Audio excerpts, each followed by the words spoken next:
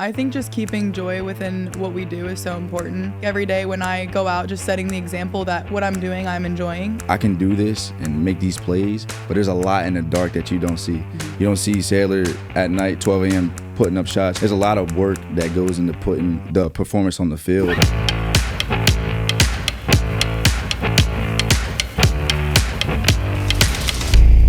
What's going on, Under Armour family? It is me, Bria Janelle, and I'd like to officially welcome you back to another incredible episode of Under the Numbers with our amazing UA family. I've got two incredible Maryland athletes that I get a chance to sit down with today. I'm talking about the one and only Dante Trader Jr. and my girl, the Hooper, Saylor Poffenbarger. How are y'all doing today? I'm blessed and highly favored. I can't complain, you know. Yes, I'm happy to be here. I'm blessed as well. Yes, it's going to be a lot of fun today. Getting to learn you all stories. We had a chance to talk off camera, but really bringing it to camera for our Under Armour audience to really experience and witness. And tell us a little bit about, where you all are from and just your upbringing and what it's been like to get you, here to Maryland. Well, I'm from a small town in Delaware. A lot of people don't know where it's from, so I kind of got to direct them to oh, do you know where Ocean City is? Do you know where Salisbury, Maryland is? Oh yeah, I know that. Well, I'm like 30 minutes away from there. So, that small town living is kind of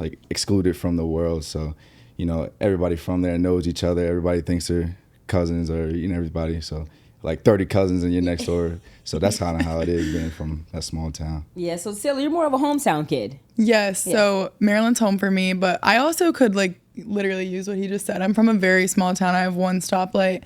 But it's really cool, just a full circle moment being in Maryland, being from here. You have the family feeling, but also just everyone feels like they want to be a part of it and just, bring you home. So yeah. I'm from a small town, Middletown, Maryland. It's an hour from here, but it's very much I'm from Frederick, I'm 15 minutes from there, yeah. But Middletown's small. Yeah, no, I know what it's like. I'm from a small town too. Yes. So when people are like, where are you from? I'm like, Atlanta, but 45 minutes outside of Atlanta. So literally. I definitely get it. Now you all are, Division I athletes, but let's take it back to the very beginning. Who was the first person that put a ball in your hand that you were like, I really want to take my sport and my craft serious? So Saylor, I'll start with you, and then Dante, I'll come to you. My mom, actually, I don't remember when, but I grew up with a basketball. I grew up in the gym.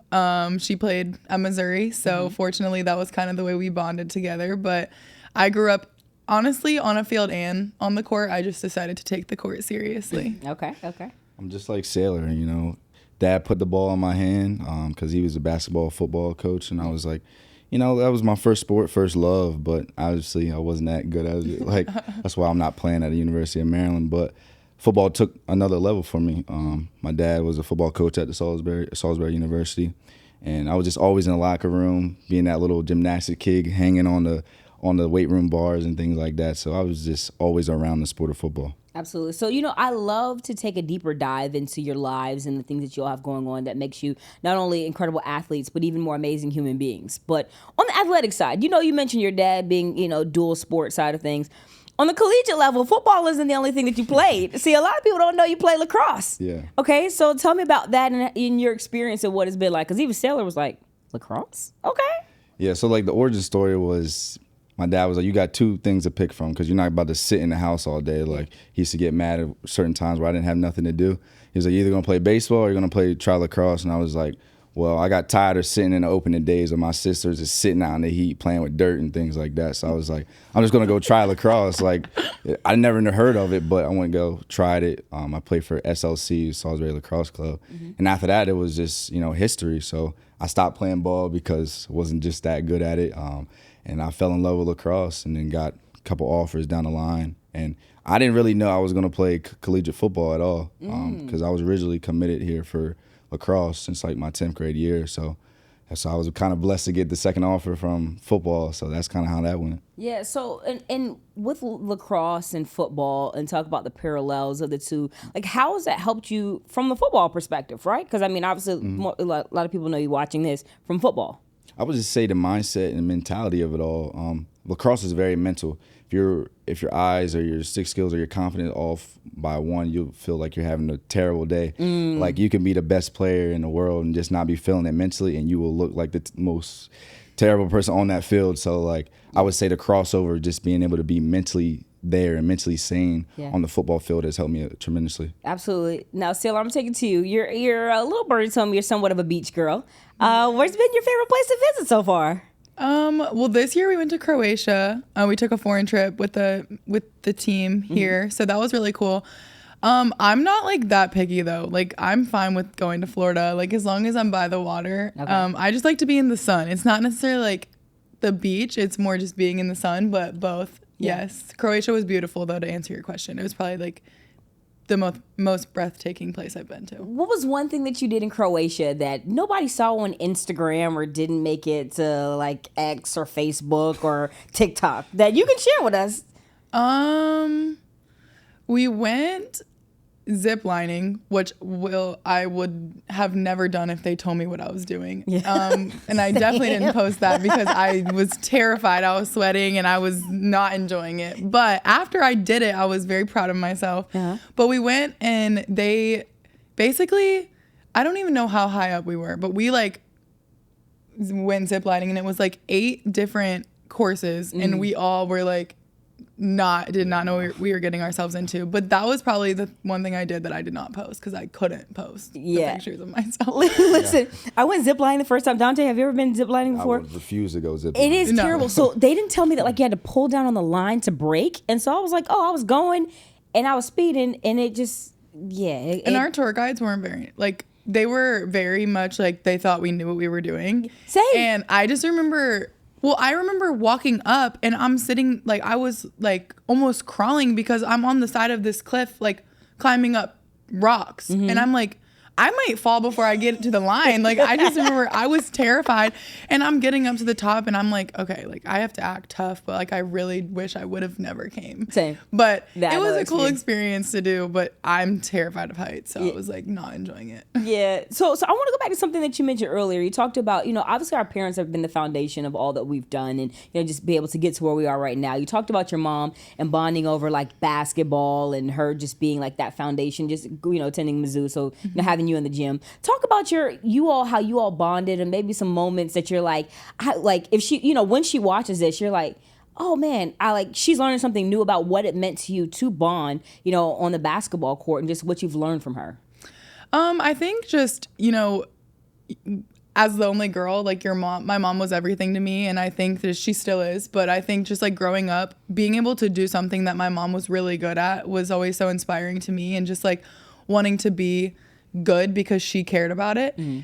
I think that her playing at Missouri like set the tone in a way because, as a young girl playing basketball, I wasn't like, I'm gonna go play Division I basketball, and like those weren't really my thoughts. Mm-hmm. But when it came to light, just having someone in my corner that has literally walked the walk and done everything, both mentally, physically, and just knew what it took was always really cool to me. But also she was my high school coach. Aww. So I just think just being able to have her, like I think your mom-daughter relationship is always something that's, you would never want to replace. But just having her as like my mentor, I would never want to like go back and do it differently just because I had someone that was able to teach me everything, but she cared about me so much. So I just knew how genuine it was. So I think just as a whole, having her in my corner, just, she doesn't want anything in return. Yeah. It just meant a lot to me, but I don't know. I just think I couldn't really tell you one specific thing because everything to this day, I call her after practice or after film or after games. And I just because I trust her advice so much that it's so valuable to me because she's done it before that I think even though we're in 2 different generations, it's the same concept. And I think that just means a lot to me. And I want to take a deeper dive into that because, as we can relate from being basketball players. A lot of times, a basketball is put into your hand by a man, right? Mm-hmm. And a lot of times we go through life having male coaches. What has it been like for you, having your mom as your coach and then, playing, for a male coach, but now having a woman coach? Like, talk about the difference between, playing for your mom as a woman coach and then versus maybe playing for a guy. I think it's just it's deeper than basketball. Females like understand the day-to-day things that are happening. Yeah. And I think that those little things are a very big difference. I think when you go play for a man, yes, they're going to push you and they're going to be that firm voice. But I think sometimes, you have the days where you come in and you want someone to understand like what what's going on or Yeah. why you might be emotional and not be called dramatic. And I think that, you know, I personally am very dramatic, so I'm used to being called dramatic, but sometimes I come in and it's just like, no, it's been a long week and I don't want to be made fun of. I just want to be like understood. And I think just like on a different level, I played for 2 male coaches before coming to Maryland. So I think, you know, being around Coach Freeze and her female staff has just been great. I think they all understand you. They want to understand you. And also just like the relationships are different. Like they've my coaches, I've been fortunate. They've been there before. They've played college sports. They've coached at high levels. They've coached amazing players. So just being able to build a relationship on a deeper level of not, you know, just gone through the same experiences and gone through the same things. Absolutely. And Dante, I want to ask you the same question because, you know, you talked about your dad playing football and just, you know, being the person that put a football in your hand. Talk about how that's been a bonding experience for you guys and just, you know, maybe one of the memories or moments that you've shared where you're just like, I don't know if he knew this, but like, I want to tell him this. Yeah, it was kind of crazy. Having my father as a coach, you would think he's all hands-on and always there. Like, he was always on the road with my games. He didn't catch many games. So the times he did come, it's funny because he doesn't sit by my mom. Sorry, Mom, but we know why he doesn't sit by you because you like to talk. And he's both serious. So he sits in a spot in the stands. So I can remember in high school, like I missed a tackle. And I look up in the stands. He goes like numbers. Look at his numbers, strike the numbers. And those are the small points he doesn't realize that, you know, impacted my game so much. And like Saylor was saying, like after every game or after like a stressful day, I'll call my pops and like, look, man, like you have that coach's perspective, but I don't need Coach Trader right now. I need my dad. Like be there for me, you know, in those situations. So it's been that, you know, great on the back end because he retired. So now he comes to all my games and coaches me. Like, I know the first person that's going to critique me after the game is going to be my father. Yeah. It's like, why'd you miss that tackle? And I'm like, bro, like, I don't want to hear that. Like, I'm going to hear it all Monday in front of the whole team. So it's just been, you know, just calling up whenever I need them and being there to support me. Yeah. Saylor, I want to come to you on this one, but this question's actually for both of you all. The question everybody wants to know, why'd you choose Maryland? Because your journey was very, very interesting to get here. And I want to talk about the recruiting process and what that was like. But then ultimately, how did you get to Maryland? So Saylor, I'll start with you. And then Dante, I want to come to you as well. So this time around was definitely different. But out of high school, I was recruited by Maryland, looked at Maryland, loved Maryland. But I think sometimes you take for granted what's right in your back door. And I think for me, I had the dream to go to UConn. I was like, I'm going to UConn and I want to do all these things. And I was, you know, that was the biggest thing. Yeah. And so I went to UConn and just realized that wasn't the place for me. Briefly, short, like whatever. And then I went to Arkansas. And I think at the time I chose Arkansas, I just wasn't in a space where like I really wanted to push myself. Not in like a negative way, but I kind of needed to like go get my comfort back. I needed to go get my confidence back and like be myself. And so once I got to Arkansas, I had great people around me that just allowed me they embraced me for who I was. And I think after competing in the SEC for 2 years, I got my competitive drive back. And like, I've grown up with 4 brothers. Like we raced to the kitchen for who could get water first. So I think like it's all I've known. And so when I was at Arkansas, I wasn't as competitive. And then I got my competitive drive back. And then this time around, you know, in the portal, I've been 2 places, so I know the good, bad, and the ugly. And I kind of realized that what I wanted was right in my back door. And also I looked at the schools I was looking at, and I'm like, everything's the same, but Maryland's home. And so I think Coach Freeze has just built a great place here. She's amazing. People respect her as they should. And I just think that being able to have a female in my backyard, I have my family, I have everyone, I couldn't not come here. And sometimes I joke around and I'm like, I wish I came earlier, but I do think everything happens for a reason. I think I'm here for a reason now, and I couldn't be happier to finish at home and just be at Maryland. For me, like the seed was planted by my parents. They always had Maryland basketball, football, lacrosse on the TV. They gave me like these long, like Maryland yellow socks. They're ugly, like now that I think about it. But like, I used to love them. I used to always have them. Like I would have like blue on and yellow and just like. Oh, you were swagged out. That's basically. I thought I was swagged out. Okay. Like it was one of them. Like So like from a young age, I'm like, I'm going to Maryland. So when we were in high school and you had to like do the little career days and search up your schools, like I would look up Maryland and the degrees, like, and I was the only one doing the like smaller schools. Everybody was doing the SEC schools, like, and all those type of things. But, and then you know what really like bolstered me to come was my 9th grade year. I had like a prospect camp here in front of Coach Tillman, the lacrosse coach. And he liked my play, so I had like an unofficial visit my 9th grade year before it was like the recruiting rules and everything they had. So I was able to be hands-on, and I think I came to like a film class, and I was like, yeah, I love this. This is what college is like. I'm coming here. So when I got that call, it was like already written. I was like, I'm coming. Sign me up. Where do I sign? Type of deal. Yeah. So you mentioned about your favorite socks. I want to talk about your favorite thing about Maryland. So for both of y'all. So Dante, I'll start with you. What's been your favorite thing about being here at Maryland? Saylor, same question for you. There's just so much to do. Like you got DC, you got Baltimore, then I can go home. Like you know, I'm a small town kid, so I gotta go home and go see my people, go fishing, like do those types of things. But I would say just how easy like it is to go to DC and Baltimore. I don't have no specific places, but you know, I can go to the Ravens game. I can go to any of the basketball games I want to go to. But it's just the whole part of just being this connectedness, even in being in a city. I feel that like when I went to New York, it's all loose and people don't really speak the same language. Like, you know what I'm saying? But in this city, it's kind of different.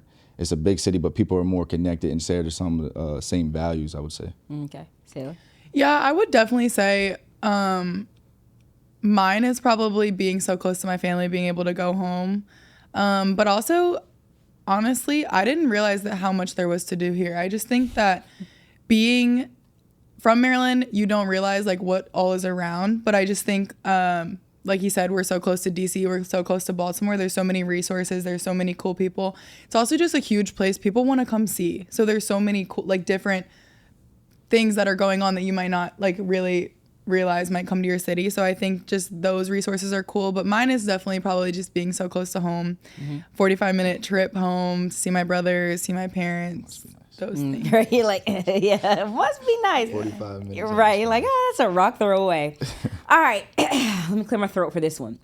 Let's address the elephant in the room. They're like, oh my gosh. Oh, God. All right. Maryland in the Big Ten. Your opponents. New schedule, traveling, looks different, feels different. How are you feeling about it? Saylor, I'll start with you. Dante, same.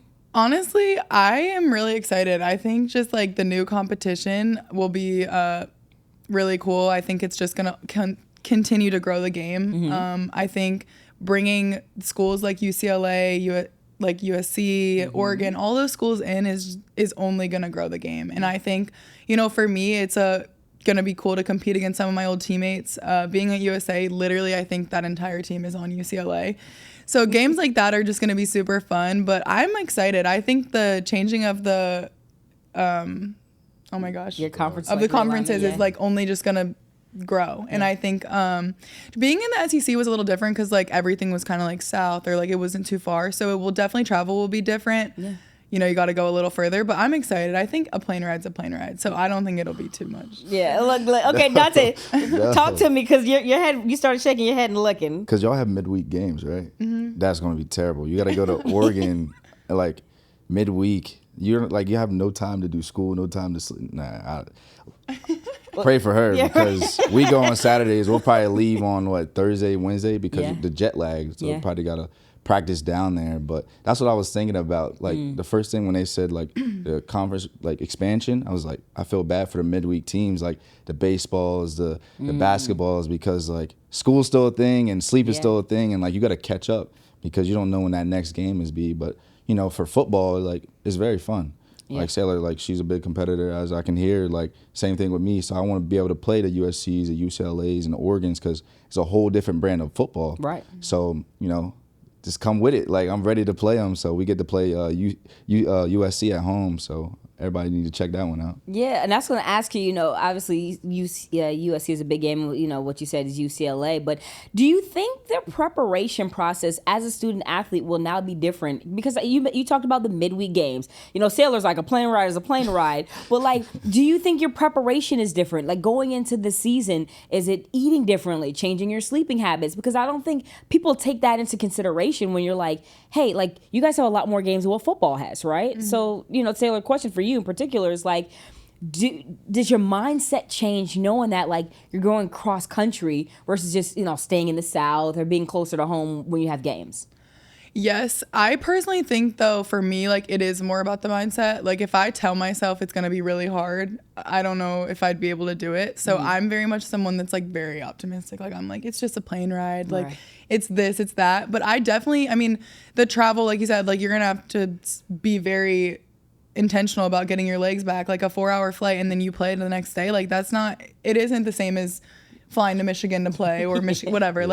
So I do think, yes, you're going to have to be more intentional, but I also think that, like, the only way to grow these types of situations in the game is to be uncomfortable. So I definitely think being intentional will be very beneficial, but I think that it'll be great. 100%. And to your point is, new team, new conference. What are your expectations for the season? Just being realistic about that. I feel like I always have very vague expectations, more so because I am one of those players that just, like, plays really hard all the time. Like, I don't go out saying, like, oh, I want to score this amount or do this. But I definitely have high expectations. Coming from the SEC, I want to do well. I want to dominate. I want to come here and make an impact. But I think just being consistent as a leader is something that I, really want to focus on. But just winning, we have a great team and we have the potential to do anything. So I think just on a personal standpoint, being very consistent, but also just, playing as hard as I can and making sure that I have fun while I'm doing it. Absolutely. Dante, a lot of kids will call you the OG on the squad. You're one of the veterans and one of the leaders on your squad as you guys take the field this year. What are your expectations, we'll call it loosely, week to week for your guys? When you guys line up, you compete against each other all week, right? But then it's like, when you get to go and, like, knock, somebody else's head off beside your teammates, what are your expectations week to week for your guys? Like you said, week by week, and that's what I kind of preach to the young guys. We got a lot of young guys playing right now, about 10 to 15 playing. I get meaningful snaps, so it's like, whatever you did on Saturday, you got until Monday to good, bad, to hold on to that. Right. So we got to be ready to go Monday through Friday.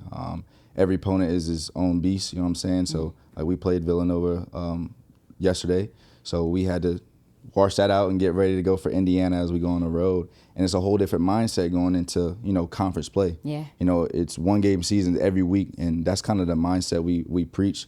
It's all about our standard, and it's kind of funny being the OG now. I'm like, this is gonna happen and this is gonna happen. I was saying this 3 months ago, and then when them live bullets happened, they're like, bro, you was right. I was like, I try to tell you, and then I try to, whatever happened to me 6 times, I want to make it happen to you in 3. So that's kind of what I do, being the OG of the team. So. For sure. So, a wise person once said, look good, feel good, play good, right? Yeah. All right. So I want to talk about, obviously when you look at football players and when you look at basketball players, fashion is a thing that's very, like, in our face now with social media, right? So we got tunnel walks. You're seeing the style, whether it's, game day fits or like a, cool, like, cozy type day.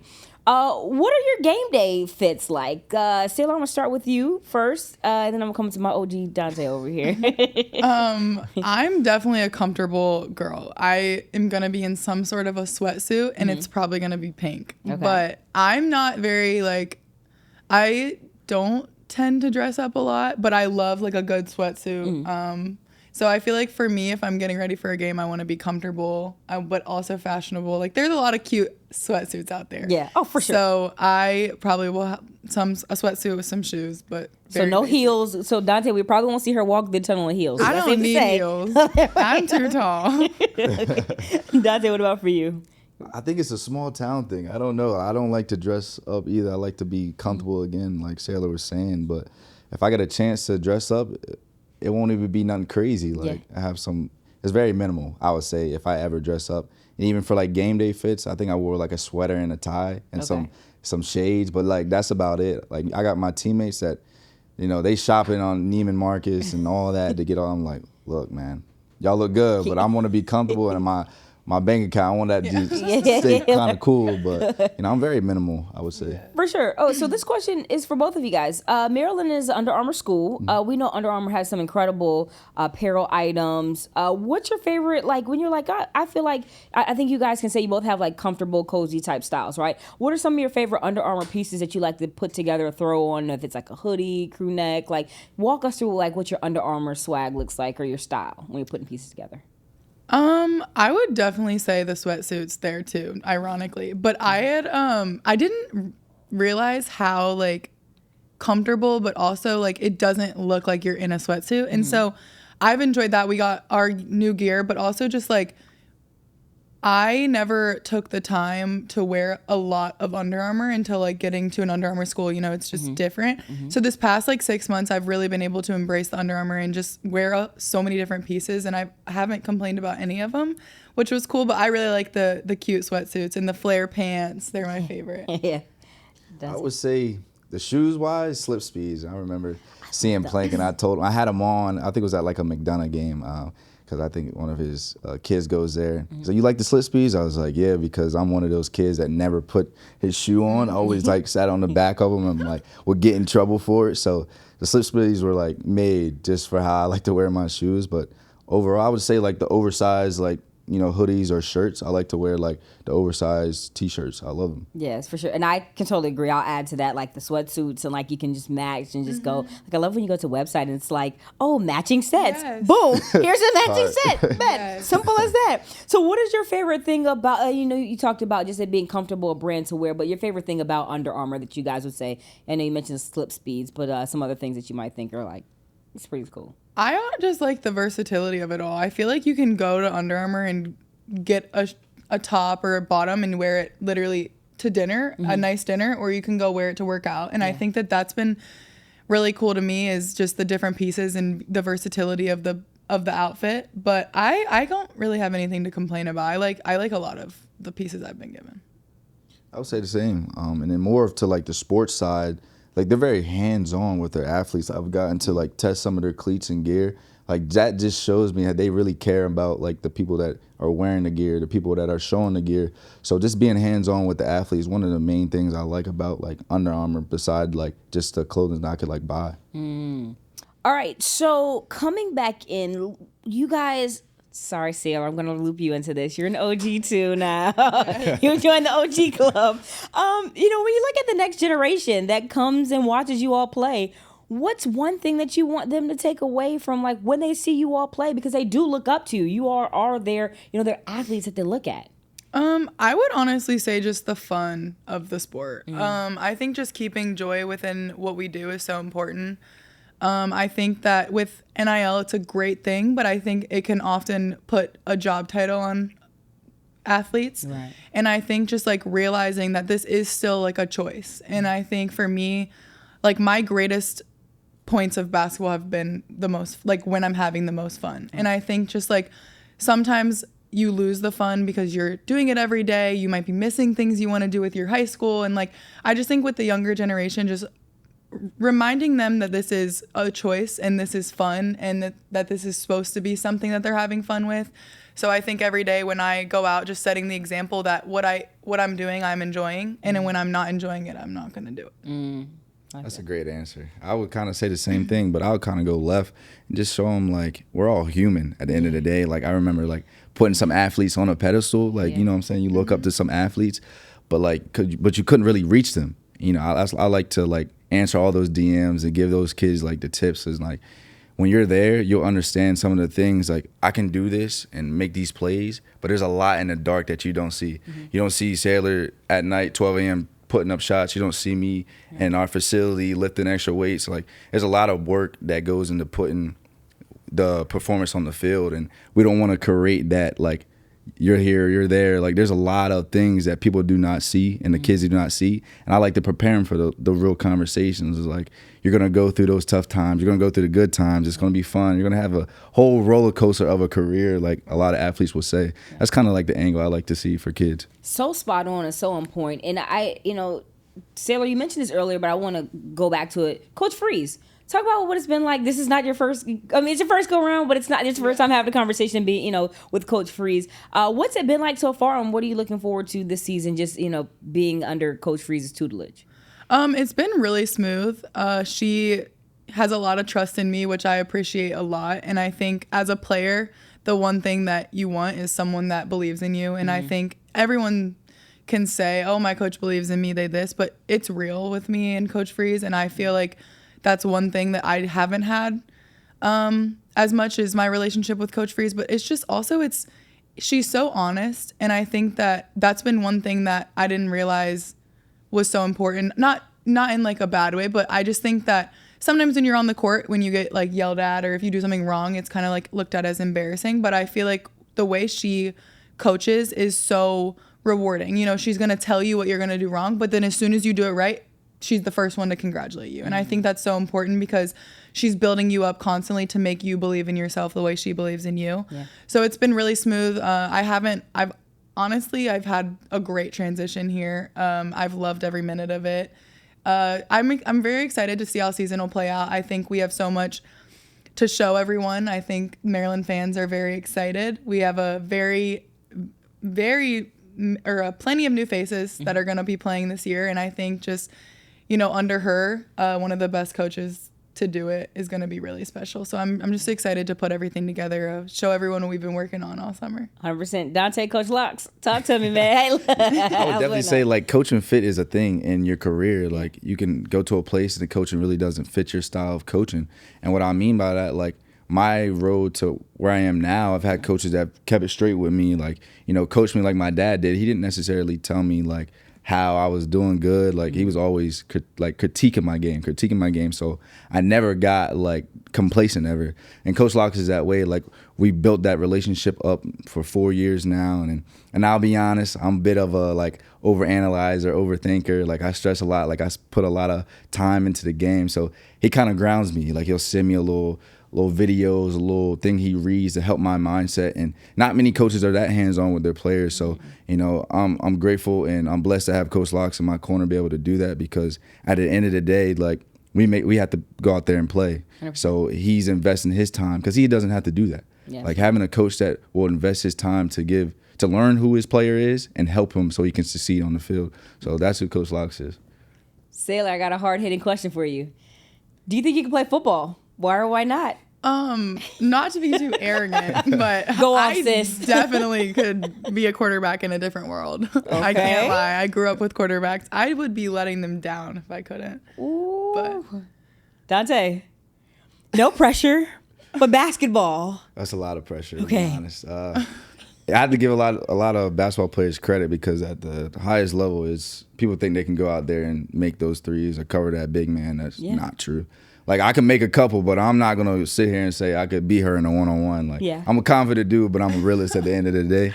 There's a reason I stopped playing basketball. So I can make a couple threes and probably make it competitive, but I ain't going to say if we play 10 times, I'm going to win 10 times. So. Makes sense. And then also y'all don't have like 40 seconds to like regroup and re-rack and then go do another play. Let's just say that right there. But I do have a question for you guys. As far as Saylor, and I want to ask you this first and Dante answer as well, is what do you think is the hardest part about each other's sport?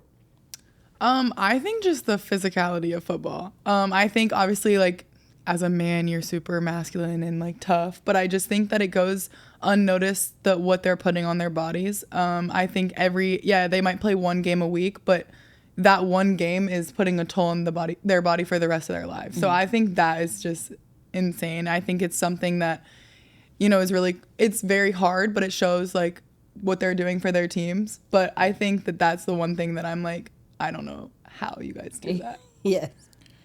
I would just say the mental side of basketball, coming from a sport that had to put a ball in the net in a different way. Like, if you're not shooting well, that's the worst time of your life that week, that game. Like, if you're out of your rhythm, you're in a slump, like, that's very hard to get out of. And, you know, there's a lot of pressure in the basketball arena because obviously, like, you got the point guard and you got your big. There's a lot of pressure on those people to make a lot of plays.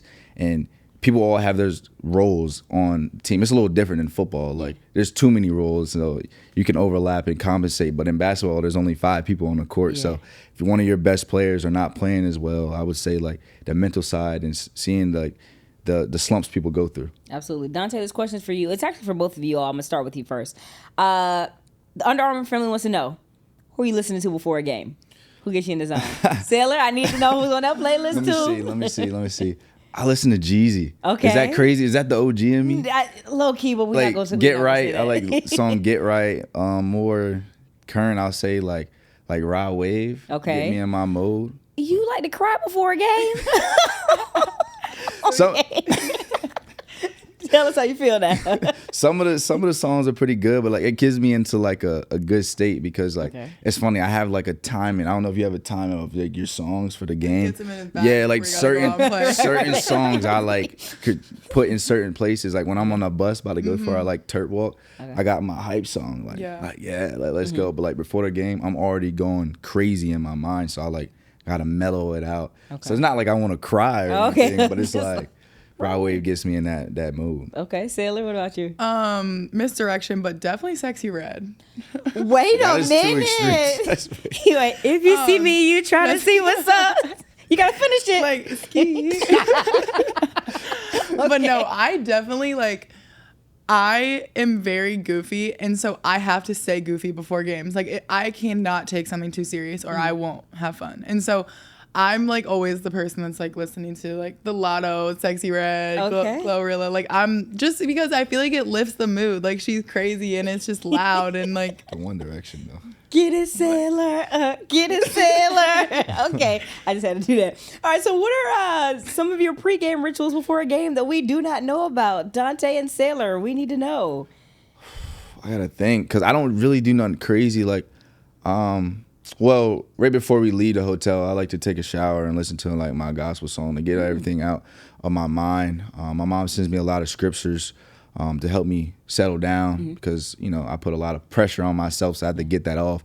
But right before the game, I like to like say my little mantra before I go out. Like I do my prayer and then I end it off with like, I'm a link in this chain and it won't break here. So I kind of like grounds me. That's one of my grounding moments. But I don't have no crazy rituals. I don't eat certain things like some players do. I'm kind of like basic, I would say. Saylor? Yeah, honestly, I'm not superstitious or anything. I am very similar in the way that every morning of my daily life, but also just game day, I try to wake up and, you know, drink my coffee, do my devotional, and just keep it like a regular day. I think just not making it, obviously it's big and it's important, but I think also just keeping it and staying in the moment is important to me. But I don't like to be superstitious because if it goes wrong, then I'm also the type of person to like go crazy if I like don't do something right. Yeah. So I try to just keep it normal, do my devotional in the mornings, but also just try to chill and just enjoy the moment, go to the game, be on time. Yeah. That part. That's my big thing. Part. Yeah, I don't do anything crazy. No, oh good. And so, you know, with school being serious, life being serious, sports being so serious, what do y'all like to do for fun? Because a lot of times we don't get a chance to see the fun side of the athlete. I'm definitely like in the nail salon and the hair salon, like very often. Those are fun to me, but also just like hanging out with my friends. I'm very chill, so I feel like if I had to like label it, it would be like my self-care things. I like to like go do something for myself, or I like to go to Whole Foods and get flowers. Oh, but what's your favorite flower? Pink tulips. Oh, okay. Dante, what about you? I would say for me, I'm kind of different. Like my teammates knows me as two different people. Like they call me a country boy. Just being from a country town, I like to fish, to be honest. When I get like too stressed or anything, my coaches or teammates are like, bro, go find some water. Like, where do you go fish? Where do you go Deal fish? Island, kind of near Princess Anne, near my house. But I got to find a spot around here. That's really only get to go home and do that. But I would just say fishing and just hanging out with friends. But, you know, I don't do too much outside of ball. Favorite place to eat around College Park? Where can we catch you on an off day chilling eating and you're like, oh, I need a good meal here? Honestly, I like feel like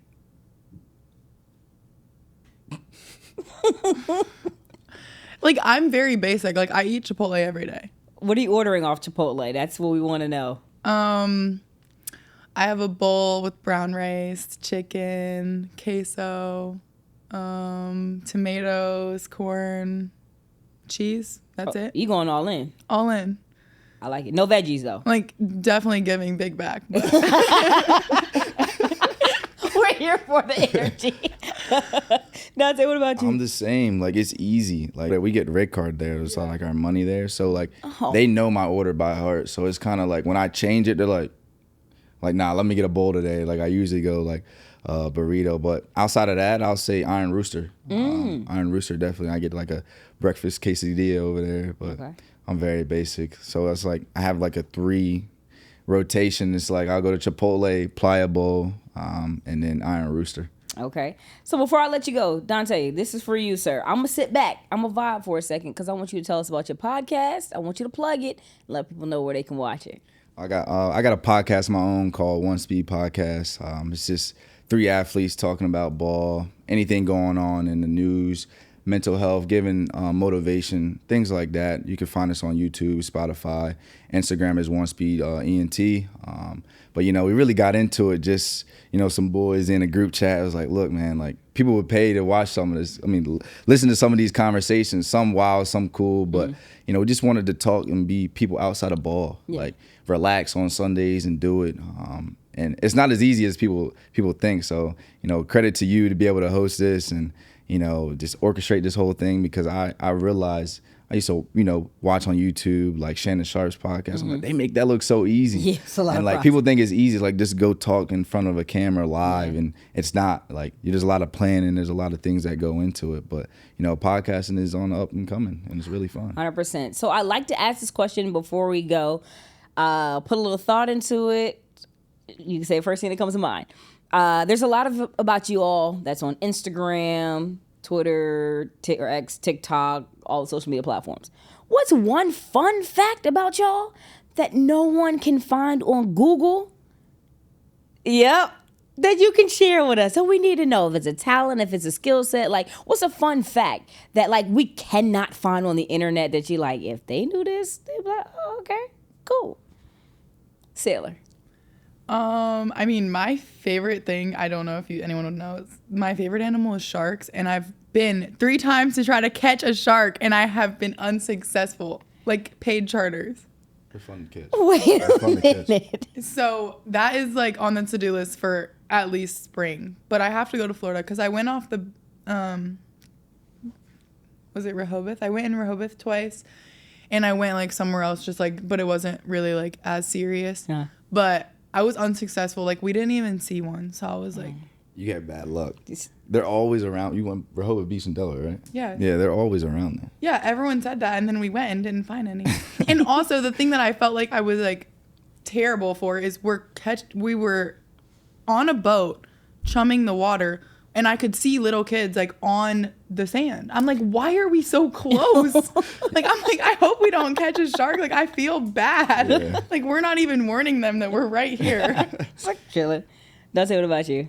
Oh, Something that's not on Google that you can share with us. I might get called weird for this, but I like to watch anime. Like anime, or I'll just say like one of my favorite food. I don't know if you ever heard of. It's like a Delaware and like PA thing is like Scrapple. You ever heard of Scrapple?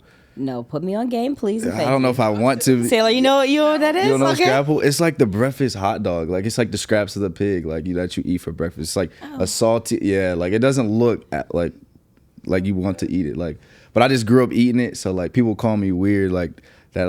I like it, but it brings me connection to people that actually like it, because not many people like to eat it. But I'll just say those are my 2 unknown facts about me. This has been Under the Numbers. Saylor, Dante, I can't say thank you enough. Can y'all do me a favor in studio? Can y'all give them a round of applause? Thank you so much.